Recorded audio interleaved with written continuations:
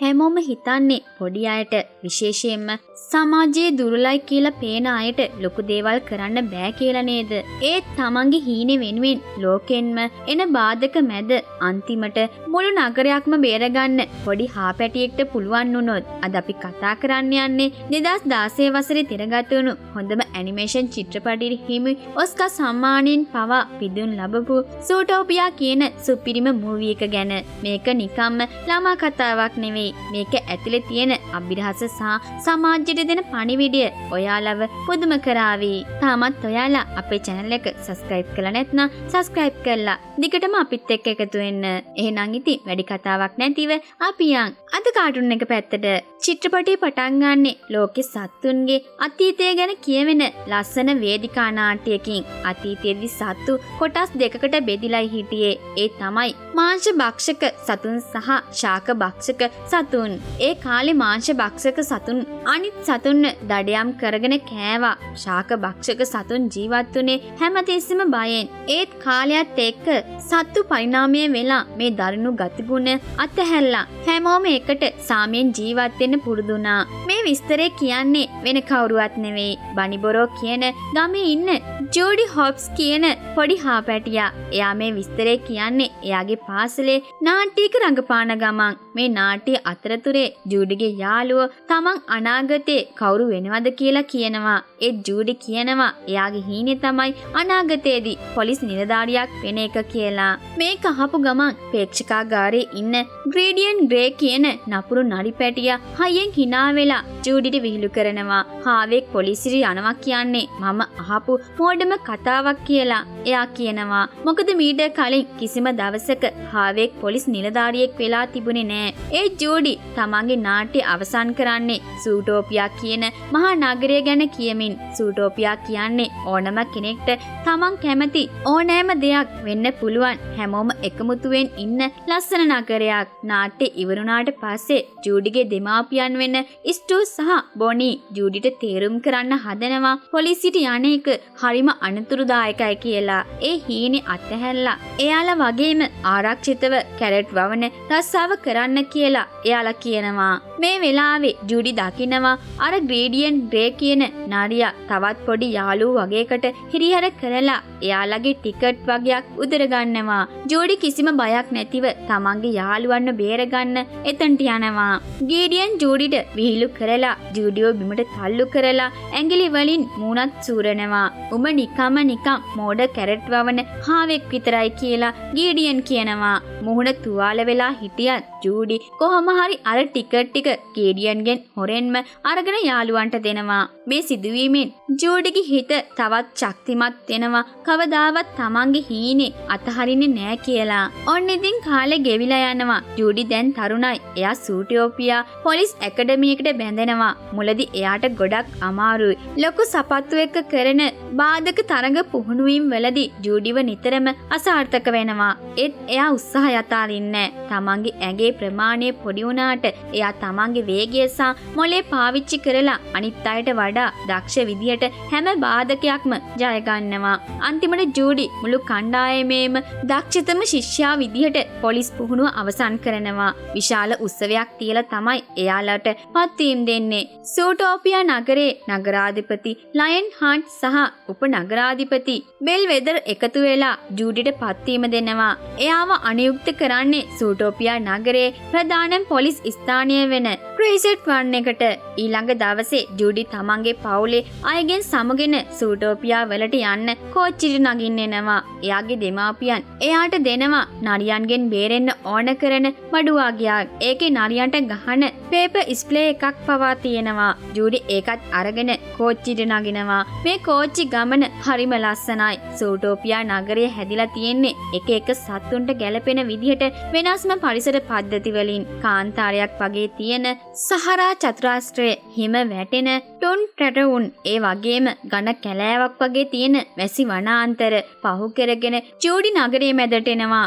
Judy නවතින්න යන්නේ grand පැන්ගෝලි අවි කියන මහල් නිවාසයේ පොඩි පරණ කාමරයක. බිත්තිවල පාටත් ගිහින් ඒ මදිවට දෙපැත්තේ කාමරවල ඉන්න අය හයියෙන් කෑ ගහන සද්දෙත් ඇහෙනවා.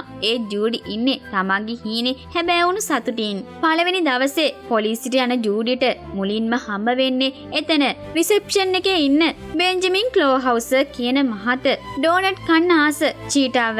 ඊට පස්සේ ජූඩි ආනවා උදෑසන රැස්වීමට.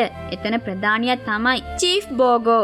එයා කියනවා නගරේ පුරාම මාංශ භක්ෂක සත්තු 14 දෙනෙක් අතුරුදහන් වෙලා තියෙනවා. ඒ ගැන හොයන්න ඕන කියලා. බෝගෝ මේ අතුරුදහන් වුණු අයව හොයන මෙහෙයුම ලොකු සත්තුන්ට බාර දෙනවා.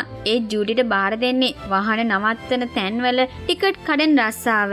ජූඩි මේකට විරුද්ධ වෙන්න හැදුවත් බෝගෝ ඒක ගණන් ගන්නේ නෑ. බෝගෝ කියනවා දවසට ටිකට් 100ක්වත් කඩන්න කියලා. ජූඩිට ඕන වෙනවා Taman නිකන් හාවෙක් නෙවෙයි කියලා ඔප්පු කරන්න. ඒ නිසා යා තීරණය කරනවා දවල් 12 වෙන්න කලින් ටිකට් 200ක්වත් කඩන්න.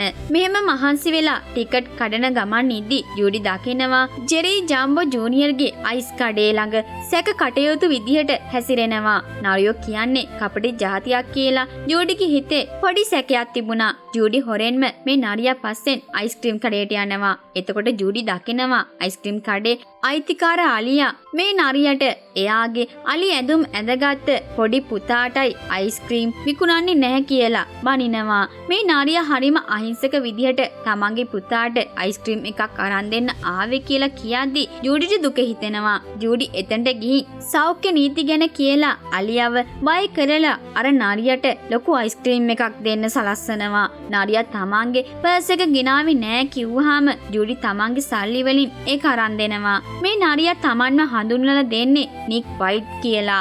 නික් ජූට ස්තුති කරනවා.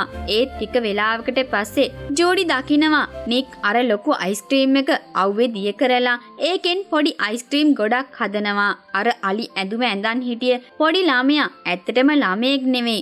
එයා ෆීනික් කියන වයසක නාරියෙක්. එයාලා මේ අයිස්ක්‍රීම් ටික අරගෙන ගිහින් බැංකුවකින් එළියට එන ලේමින් කියන පොඩි සත්තුන්ට විකුණනවා. ඊට පස්සේ සත්තු විසි කරන අයිස්ක්‍රීම් කූරු ටික එකතු කරලා රෙඩ්වුඩ් ලී විදිහට මීයන්ට විකුණනවා. ජූඩිට තේරෙනවා නික් කියන්නේ මහා කපටියෙක් කියලා. ජූඩි ගිහින් නික්ව අල්ලගන්න හැදුවත් එයා කරපු දේ නීති විරෝධී නෑ කියලා නික් ඔප්පු කරනවා. ඒ වගේම නික් ජූඩිට hina වෙලා කියනවා ඔයා කවදාවත් ඇත්ත පොලිස්කාරයෙක් වෙන්නේ නෑ. ඔයා අන්තිමට අහපව් ගමට ගිහින් කැරට් පවයි කියලා. ජූඩිගේ හිත ගොඩක් රිදෙනවා. එදා රෑ ජූඩි තමන්ගේ කාමරේ ඉඳන් දෙමාපියන්ට වීඩියෝ කෝල් එකක් ගන්නවා. ජූඩි තාම වාහන ටිකට් කඩන කෙනෙක් විතරයි කියලා දැනගත්තාම දෙමාපියන් ගොඩක් සතුටු වෙනවා. මොකද ඒකේ අනතුරක් නැති නිසා. පහවදා උදේ ජූඩි ටිකට් කඩ ඉද්දි මල් කඩේක අයිතිකාරයෙක් කෑ ගහනවා. එයාගේ කඩේ හොරු කැඩුවා කියලා. ජූඩි තමන්ගේ රාජකාරියේ පැත්තකින් තියලා මේ හොරාව පන්නගෙන යනවා. මේ හොරා ඩියුට් විල්ස්ටන් කියන මුගටියෙක්. එයා හොරකම් කළේ පුංචි ලූණු ගෙඩි වගේ අල జాතියක්. ඩියුට් දුවන්නේ ලිටල් රොඩෙන්ෂියා කියන මීයන්ගේ පොඩි නගරය ඇතුළට. මේක ඇතුළට ලොකු සත්තුන්ට යන්න තහනම්. ඒ ජූඩි හොරාව පන්නගෙන යනවා. මේ දුවන අතරතුරේදී ඩියුක්ගේ අතින් ලොකු ඩෝනට් හැඩේ බෝඩ් එකක් පෙරිලා පොඩි ගෑනු ළමයෙක්ගේ ඇඟට වැටෙන්න යනවා. ජූඩි පැනලා ඒ ළමයා බේරගෙන කොහොම හරි ඩියුක්ව අල්ලගෙන පොලිසියට අරන් එනවා. ඒ චීෆ් බෝගොට ගොඩක් තරහයි. එයා ජූඩිට බනිනවා ඔයාට දුන්න වැඩේ අතහැරලා පුංචි ලූණු ගෙඩි වගේක් හොරකම් කරපු එකෙක්ව අල්ලගන්න ගිහින් මුළු නගරයක්ම අනතුරේ දැම්මා කියලා. මේ වෙලාවේ බෝගෝගේ කාමරයට එනවා මිසිස් ඔටල්ටන් කියන බැල්ලියක්. එයා අඬා කියනවා එයාගේ මහත්තයා ඒමීත් දවස් ගානකින් ගෙදර ආවේ නෑ. එයා ගැන හොයලා දෙන්න කියලා. බෝගෝ ඒක මගහරින්න හැදුවත් ජූඩි එකපාරටම ඉස්සරහට පැනලා කියනවා මම එයාව හොයලා දෙන්නම් කියලා. බෝගට මේකෙන් තවත් තරහ යනවා. ජූඩිව රස්සාවෙන් අස් කරන්න හදද්දිම උපනගරාධිපති බෙල් වෙදර් එතනට ඇවිත් නගරාධිපතිටත් මැසේජ් එකක් දානවා ජූඩි මේ කේස් එක බාරගත්තා කියලා. දැන් බෝගොට ජූඩිව අස් කරන්න බෑ. බෝගෝ ජූඩිට පැය 48ක කාලයක් දෙනවා. ඒ කාලේ ඇතුළත ඔටන්ටන්ව හොයාගත්තේ නැත්නම් ජූඩිට රස්සාවෙන් අස් වෙන්න වෙනවා. ජූඩි වැඩේ බාරගත්තට එයාට ලැබෙන්නේ ඔටන්ටන්ගේ එක ෆයිල් එකක් විතරයි. කිසිම හෝඩුවාවක් නෑ. ඒ ජූඩි ඒ ෆයිල් එකේ තියෙන පින්තූරයක් දිහා හොඳට බලනවා. එතකොට එයා දකිනවා ඔටන්ටන් අතුරුදහන් වෙන්න කලින් අතේ තියාගෙන හිටියේ නික් වයිට් විකුණපු අර පොඩි අයිස්ක්‍රීම් එකක් කියලා. ජූඩි කෙලින්ම යනවා නික්ව හොයාගෙන. ජූඩි ගිහින් නික්ව බ්ලැක්මේල් කරනවා. ජූඩි ළඟ තියෙනවා කැරට් හැඩේ පෑනක්. ඒකේ රෙකෝඩ් කරන්න පුළුවන්. නික් දවසකට හොයන සල්ලි වලට අවුරුදු 20ක් තිස්සේ බදු ගෙවලා නැහැ කියලා නික්ගේ කටින්ම කියවෙනවා. ඒක ජූඩි රෙකෝඩ් කරගන්නවා. මේක පොලිසියට දෙනවා කියලා බය කරලා ජූඩි නික්ව තමන්ගේ උදව්වට එකතු කරගන්නවා. නික් අකමැත්තෙන් වුණත් ජූඩි එක්ක යනවා. නික් ජූඩිව එක්කන් යන්නේ මිස්ටික් ස්ප්‍රින් ඔසිස් කියන තැනට. මේක සත්තු ඇඳුම් අඳින්නේ නැතිව ඉන්න ක්ලබ් එකක්.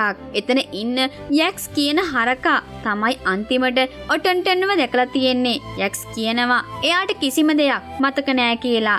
ඒත් එයා නොදැනුවත්වම ඔටන්ටන් ගිය කාර් එකේ නම්බර් එක හරියටම කියනවා. දැන් මේ කාර් එක කාගේද කියලා හොයන්න නික් ජූඩිව එක්කන් යනවා මෝටර් රථ දෙපාර්තමේන්තුවට. එතන වැඩ කරන්නේ ස්ලෝත් සත්තු.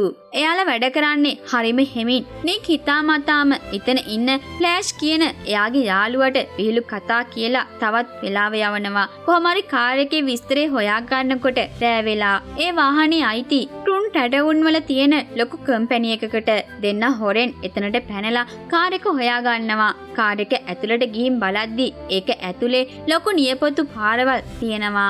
ඒ වගේම ඔටන්ටන්ගේ පර්ස් එකත් එතන තියෙනවා. එක පාරටම නික් බය වෙනවා. එයා දකිනවා මේ කාර් එකේ තියෙන ලාංඡනය.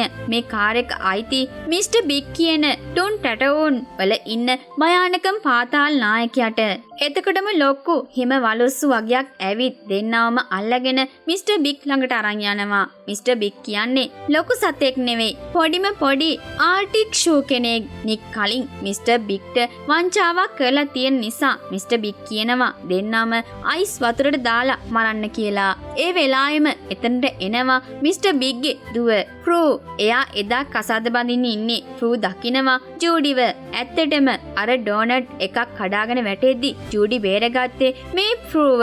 තමන්ගේ ජීවිතේ බේරගත්ත නිසා ෆ්‍රූ එයාගේ තාත්තට කියලා ජූඩිවයි නික්වයි බේරගන්නවා. මිස්ටර් බිග් එයාලව කසාද උත්සවයටත් සම්බන්ධ කරගෙන විස්තරේ කියනවා. ඔටන්ටන් කියන්නේ මිස්ටර් බිග්ගේ මල් කඩේ වැඩ කරන කෙනා. එදා ඔටන්ටන් කාර් එකේ එද්දි එකපාරටම මුර්ගෙක් වගේ දරුණු වෙලා කාර් එක එලවපු රෙනාටෝ කියන ජග්වර්ට පහර දීලා පැනලා ගිහින් මිස්ටර් බිග් කියනවා ගිහින් මංචාස හම්බෙන්න කියලා.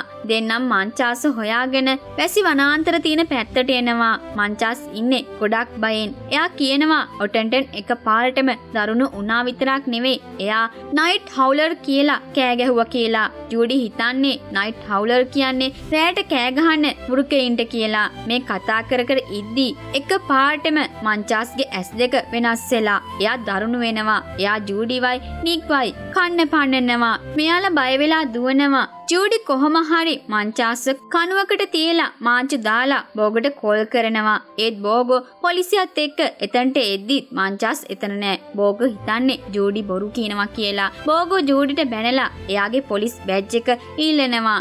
ජූඩි දුකින් බෑජ් එක දෙන්න හදද්දි නික් ඉස්සරහට ඇවිත් ජූඩි වෙනුවෙන් කතා කරනවා. මෙයාට පැය 48ක් දුන්නා. තව පැය 10ක් ඉතුරුයි. අපි යමු කියලා නික් ජූඩිවත් එක්කන් එතනින් යනවා. කේබල් කාර් එකේ යද්දි නික් එයාගේ අතීත කතාව ජූඩිට කියනවා. නික් පොඩි කාලේ ගොඩක් ආසාවෙන් හිටියේ රේන්ජර් ස්කවුට් කියන කණ්ඩායමට බැඳෙන්න.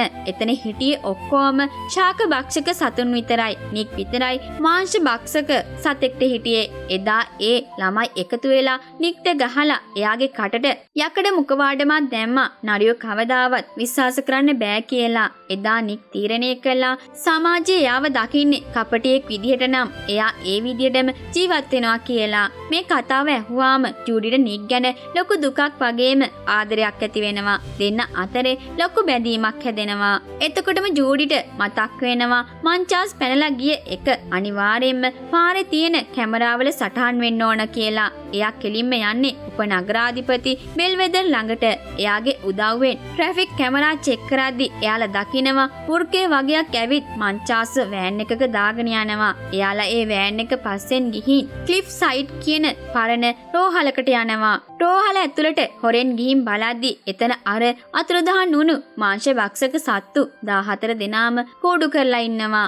ඒ හැමෝම දරුණු වෙලා එතනට එනවා නගරාධිපති ලයන් හාට් සහ වෛද්‍යවරයෙක්. ලයන් හාට් කියන්නේ මේ දේ එළියට ගියොත් මාංශ භක්ෂක සතෙක් වෙන එයාගේ නගරාධිපති කම නැති වෙන නිසා මේකට බෙහෙතක් හොයනකම් මේ සතුන් මෙහෙම හිර කරලා තියන්න කියලා. ජූඩි මේ හැමදේම තමන්ගේ ෆෝන් එකෙන් වීඩියෝ කරගන්නවා. ඒත් එක පාරටම ජූඩිගේ දෙමාපියන්ගෙන් ෆෝන් එකට කෝල් එකක් ඇවිත් එයාලව අහුවෙන්න යනවා. කොහොම හරි ටොයිලට් එකක් අසෙන් පැනලා ගිහින් එයාලා පොලිසියට මේ සාක්ෂි දෙනවා. පොලිසියෙන් ඇවිත් නගරාධිපති ලයන් හඩ්ව අත්අඩංගුවට ගන්නවා. උපනගරාධිපති බෙල්වෙදර් අලුත් නගරාධිපති වෙනවා. ජූඩි නගරයේ වීරයෙක් වෙනවා. මේ ගැන මාධ්‍ය සාකච්ඡාවක් තියද්දි මාධ්‍යවේදීන් අහනවා ඇයි මේ සත්තු දරුණු වෙන්නේ කියලා. ජූඩි කියනවා මේක එයාලගේ ජානවල තියෙන මාංශ භක්ෂක ගතිගුණ අහපව් මතුවෙනවා වෙන්න පුළුවන් කියලා. මේක අහන් ඉන්න නික්ගේ හිත ගොඩක් රිදෙනවා. එයා ජූඩිගෙන් අහනවා එහෙනම් මා දවසක දරුණු වෙලා ඔයාව කයි කියලා ඔයා හිතනවද කියලා. ජූඩි බය වෙලා තමන්ගේ ඉනේ තියෙන පේපර් ස්ප්‍රේ එකට අත තියනවා දැක්කාම නික්ට තේරෙනවා ජූඩිත් එයාව සැක කරනවා කියලා. නික් පොලිසියට බැඳෙන එක ප්‍රතික්ෂේප කරලා එතනින් යන්න යනවා. ජූඩිගේ කතාව නිසා සූටෝපියා නගරය දෙකට බෙදෙනවා. ශාක භක්ෂක සතුන් මාංශ භක්ෂක සතුන්ට බය වෙනවා. එයාලව රස්සාවල් වලින් අයින් කරනවා. අර රිසෙප්ෂන් එකේ හිටපු අහිංසක චීට පවා රෙකෝඩ් රූම් එකට මාරු කරනවා. තමන් නිසා නගරේ විනාශ වුණා කියලා හිතන ජූඩි අලුත් නගරාධිපති බෙල්වෙදර් දෙන උසස්වීම් ප්‍රතික්ෂේප කරලා පොලිසියෙන් අස්සෙලා ආපහු තමන්ගේ ගමට යනවා. ගමේ ගිහින් ආපහු කැරට් විකුණන රස්සාව කරන ජූඩිට දවසක් අර පොඩි කාලේ හිටපු නපුරු ග්‍රේඩියන් ග්‍රේ හම්බ වෙනවා. එයා දැන් ගොඩක් හොඳ කෙනෙක්. එයා ජූඩිගෙන් සමාව අරන් කියනවා එයා දැන් ජූඩිගේ දෙමාපියන් එක්ක එකතු වෙලා බේකරි බිස්නස් එකක් කරනවා කියලා. කතා කර කර ඉද්දි ග්‍රේඩියන් කියනවා ළමයින්ව ඈඩ් කරලා තියන්න ඕනේ අර නයිට් හවුලර්ස් මල් වලින් කියලා. ජූඩිගේ තාත්තා කියනවා ඒ මල් කෑවොත් සත්තු පිස්සු වැටිලා දරුණු වෙනවා කියලා. ජූඩිට එක පාරටම ඇත්ත තේරෙනවා. නයිට් හවුලර්ස් කියන්නේ වෘකයෝ නෙවෙයි ඒ විෂ මල් జాතියක්. මේක කාගේ හරි ලොකු කුමන්ත්‍රණයක් කියලා තේරුම් ගන්න ජූඩි තාත්තගේ ට්‍රක් එක අරගෙන වේගෙන් සූටෝපියා වලට යනවා. ගිහින් පාලමක් යට ඉන්න නික්ව හොයා ගන්නවා. ජූඩි අඬා නික්ගෙන් සමාව ඉල්ලනවා. මම මෝඩ හාවෙක්. මම ඔක්කොම විනාශ කළා. මට උදව් කරන්න කියලා අඬනවා. නික් ජූඩි අඬන එක එයාගේ අර කැරට් පෑනින් රෙකෝඩ් කරලා ඒක ප්ලේ කරනවා. නික් ජූඩිට සමාව දෙනවා. දෙන්න අහපව් එකතු වෙනවා. මුලින්ම එයාලා හොයාගෙන යනවා අර ඩියුක් විසල්ඩන් කියන හොරාව. ඩියුක් ඇත්ත කියන්නේ නැති නිසා එයාව මිස්ටර් බික් ළඟට අරන් ගිහින් අයිස් වතුර දාන්න හදද්දි ඩියුක් බය වෙලා කියනවා එයා ඒ මල් විකුන්නේ වික්ටර් ඩක් කියන බැටළුවට කියලා. එයාලා හොයා ගන්නවා ඩක් ඉන්නේ පාවිච්චි කරන්නේ නැති පරණ උමං කෝච්චියක් හදන ලැබ් එකක කියලා. ඩක් මේ මල් වලින් විස හදලා ඒක තුවක්කු වලට දාලා මාංශ භක්ෂක සතුන්ට විදිනවා. එතකොට තමයි එයාලා දරුණු වෙන්නේ. ඩක් එක්ක තව බැටළුවෝ රොත්තක් ඉන්නවා. ජූඩි නිකුයි මේ විස තියෙන කෝච්චිය හොරෙන් ස්ටාර්ට් කරගෙන පොලිසියට අරන් යන්න හදනවා. ඒතර බැටළුවෝ එයාලා පස්සෙන් පන්නනවා. ලොකු සටනකින් පස්සේ කෝච්චියේ පීලි පැනලා ගිහින් පුපුරනවා. හැම සාක්ෂියක්ම විනාශ වුණා කියලා හිතුවත් නික් බුද්ධිමත්ව අර විස තියෙන තුවක්කුව බ්‍රීෆ් කේස් එකකට දාගෙන බේරගෙන තියෙනවා. දෙන්න මේකත් අරගෙන කෞතුකාගාරය හරහා බෝගෝව හොයාගෙන දුවනවා. එතකොටම ඉස්සරහට එනවා නගරාධිපති බෙල්වෙදර් කොහොමද මෙයාලා මෙතන ඉන්නවා කියලා දන්නේ. එතකොට තමයි තේරෙන්නේ මේ හැමදේම පාලනය කරපු මහා මොලකාරයා බෙල්වෙදර් කියලා. එයාට ඕන උනේ මාංශ භක්ෂක සතුන්ව දරුණු කරලා අනිත් අයගේ හිතේ බයක් ඇති කරලා නගරයේ ජනග්‍රහණයේ 90% වෙන ශාක භක්ෂක සතුන්ගේ බලය තහවුරු කරගන්න. බෙල්වෙදර්ගෙන් බේරිලා දුවද්දි ජූඩිගේ කකුල කැපෙනවා. එයාලා කෞතුකාගාරේ වලක් වගේ තැනකට වැටෙනවා. බෙල්වෙදර් අර විස තියෙන තුවක්කුව අරගෙන නික්ගේ ඇඟට විදිනවා. විදලා ජූඩිව මරන්න කියලා නික් තාන කරනවා. නික් පිස්සු හැදිලා වගේ ජූඩිව හපා කන්න පනිනවා. බෙල්වෙදර් පොලිසියට කෝල් කළා කියනවා මෙන්න දරුණු උණු නාරියෙක් හාවෙක්ව කනවා. ඉක්මනට එන්න කියලා. ඒත් එකපාරටම නික් නෝමල් වෙනවා. ජූඩි hina වෙලා නැගිටිනවා. ඒක නිකම්ම නිකන් රඟපෑමක් විතරයි. නික් අර තුවක්කුවේ තිබුණු විස බුලට් එක අයින් කරලා ඒ වෙනුවට ජූඩිගේ ගමෙන් එයාලට හම්බුණු බ්ලූබෙරි ගෙඩියක් තමයි ඒකට දාලා තිබුණේ. මේ වෙලාවේ බෙල්වෙදර් තමන් කලේ මොකද්ද කියලා කියපු හැමදේම ජූඩි අර කැරට් පෑනෙන් රෙකෝඩ් කරගෙන තිබුණා. පොලිසිය එතනට එනවා. බෙල්වෙදර්ව අතරංගුවට ගන්නවා. ප්‍රශ්නේ විසඳෙනවා. අර මල්වලට ප්‍රතිවිරුද්ධ බෙහෙතක් හොයාගෙන දරුණුණු සතු හැමෝම අහපව් සනීප කරනවා. ඔටර්ඩන් එයාගේ බිරිඳ ළඟට යනවා. අර හිටපු නගරාධිපති ලයන් හඩ් තමන් කරපු දේ වැරදි වුණත් ඒක කලේ නගරේ ආරක්ෂාවට කියලා හිරේ ඉඳන් මාදිර නිදහස් කරුණු කියනවා. කාලයකට පස්සේ නික් පොලිස් ඇකඩමියෙන් සමත් වෙලා සූටෝපියා වල පළවෙනි නාරි පොලිස් නිලධාරියා වෙනවා. එයාට බෑජ් එක පැළඳවීමේ ගෞරවය හම්බ වෙන්නේ ජූඩිට.